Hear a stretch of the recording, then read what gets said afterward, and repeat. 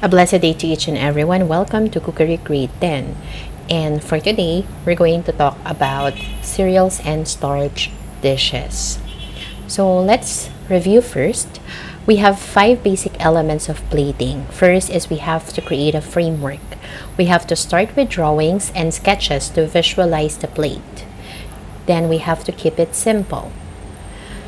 Select one ingredient to focus and use space to simplify the presentation.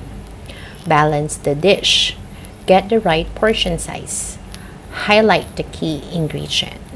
So, other tips in presenting our cereals and starch dishes is we can make it simple yet attractive. We can focus on the element of the dish and avoid clutter, not to confuse the diner. One of the important factors to consider when providing starchy and cereal dishes to people is their age and health condition.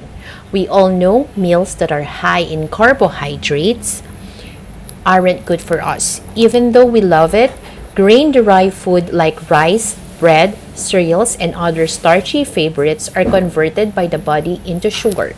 That is why they are referred to as go foods. They work as fuel for activities that require some exertion rather.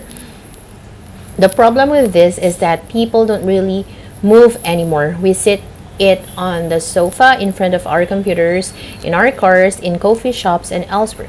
Because of the modern lifestyle, we do not burn these carbohydrates, and they tend to stick around long enough to slowly cause more damages in of our organs. We also have to consider that we will gain weight after having too many carbohydrates. Your clothes might not fit anymore. Today, we're going to talk about storing, evaluating, and rating cereal and starch dishes. When we talk about mise en place, once again, this is a culinary process in which ingredients are prepared and organized as in a restaurant kitchen before cooking. Our learning goals for today is to number one, identify the ingredients in the preparation of various types of starch and cereal dishes, cook various types of cereals and starch dishes, present starch dishes with suitable plating and garnishing according to standards, store starch and cereal according to standard operating procedures, follow safety and hygienic practices while working in the kitchen, through evaluation and integrate the finished product of cereals and starch dishes and apply them to entrepreneurial activity. What is storing? Storage is very important when it comes to food. This will measure how safe the storage had been for a lasting product. The temperature of storing food will determine how much bacteria infestation it will accumulate in a specific period of time. This is not about the quality enhancement of food products, but how long the food will last according to the prescribed standard. In the world of cookery, first in, first out, or FIFO must be properly observed. The first thing that was brought should be the first one to be used.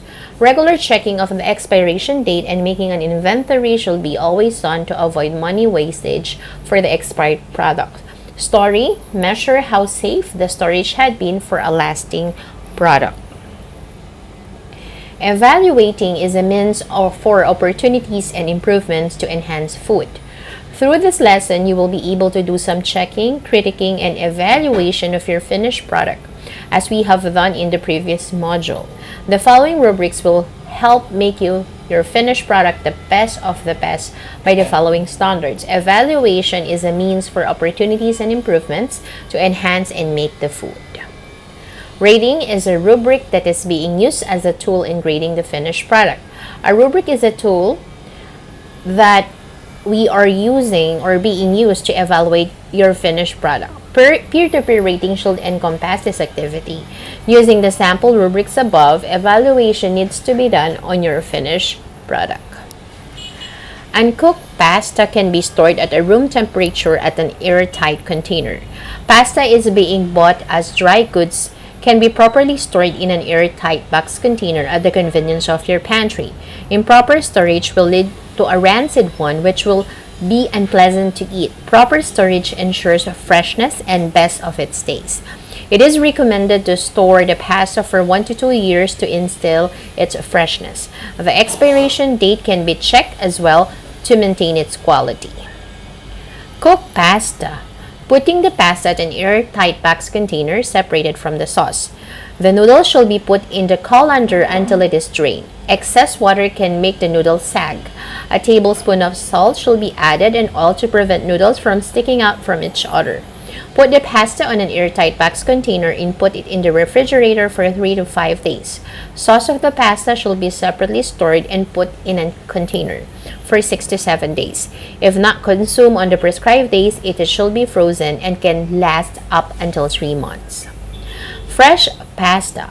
The kind of pasta that can be stored for 2 to 3 days. If the pasta is fresh, then it can be stored for 2 to 3 days if not consumed. We can store it in the freezer for 2 to 3 months. 1 to 2 days can be stored for homemade pasta and can be frozen for 2 to 3 months as well. Drying can be done. The time for drying depends on the sizes and textures of the pasta being made. Once dried, store in an airtight box container in a cool, dry place for 2 to 3 months. Stuffed pasta such as ravioli should be cooked within half an hour, otherwise it will begin to discolor and become damp. Frozen pasta. This type of pasta needs to be thawed, rinsed with salt and oil. Put it in boiling water to reheat. You can boil it for 15 to 30 seconds, not as much as the time when you first cook it.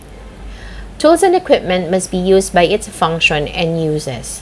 One must know by heart the right usage of every tool. This should be properly adhered most of the time.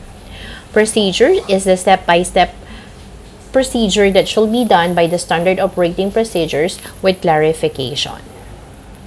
Output determines the entire finished product taste and palatability. This will carry the overall impact of the finished product. So that's just it for today. Thank you so much, and thank you again, and see you again next time. God bless everyone.